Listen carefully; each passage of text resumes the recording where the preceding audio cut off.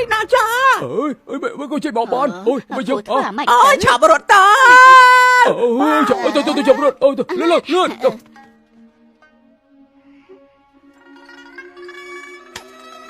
បិសាចមកពេលរត់ណាទៅរត់នឹងពេញទៅងាប់តែកូនបិសាចទៅងាប់ទៅពេញទៅបិសាចកូនបិសាចនេះណាចាកូនកុំបាក់ទឹកចិត្តអីពេលកូនហាត់រៀនចប់កូនអាចទៅកំចាត់បិសាចជាមួយពុកម៉ែដើម្បីប្រជាជនដើម្បីប្រជាជននេះអស់ហ្នឹងដែលចាំទៅពួកនឹងចាំថាកូនជាបិសាចឲ្យកូនទៅហែកមកពួកនឹងបានត្រូវណាចាកូនមើលទៅពុកត្រូវតែប្រាប់ការពិតឲ្យកូនដឹងហើយកូនដឹងទេមិនបានគ្រប់គ្នាគេខ្លាចកូនព្រោះតែសញ្ញាណពិតរបស់កូនកូនគឺជាគាត់ថាមកពលទេវតាអូត្រូវគាត់ថាមកពលទេវតា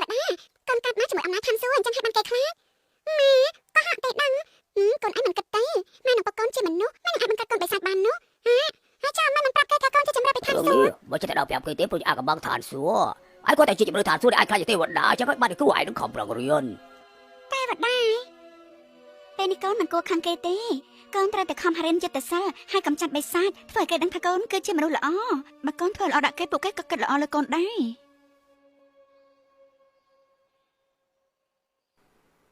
2 ឆ្នាំក្រោយមក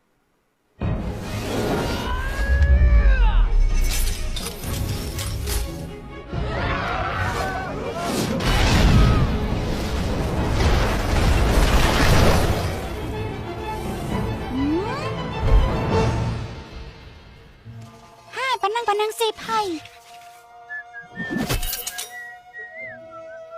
ខ្លាំងពេកហើយអត់រាប់ទេ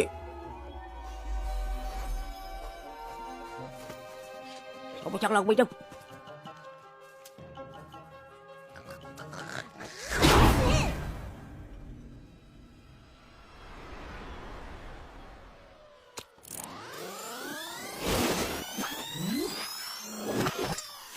អុយមកដល់ដល់រត់យកលោកស៊ីឯងអូកន្លែងនោះអូកន្លែងនោះឃើញអត់គាត់សម្រាប់បិសាចឆ្អឹងប្រហែលក្បាលសោះឲ្យសម្រាប់ដោយចំនួនរាប់សិបនាក់មិនមែនមនុស្សមែនតែនផងខ្វល់ម៉ែ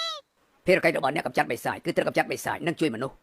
ទេវតាតូចដកលំពេញនៅកណ្ដាប់ក្រហមពីគេទៅបើគេមិនចេះគ្រប់គ្រងអារម្មណ៍ទេកុំឲ្យអាវុធខ្លាំងចឹងទៅគេប្រើដកក៏ដករើក៏មិនចង់បានទេក៏រៀនចិត្តសាស្ត្រចេះអស់ហើយឲ្យកូនទៅកំចាត់បិសាចបានមិនបានចាប់ពីថ្ងៃនេះទៅកូនត្រូវរៀនសមាធិរៀនឲ្យចេះពីរបៀបគ្រប់គ្រងអារម្មណ៍កាលមិនឲ្យកូនរៀនចិត្តសាស្ត្រកំចាត់បិសាចឥឡូវកូនចេះហើយមិនឲ្យកូនចេញពីកន្លែងនេះបើពុក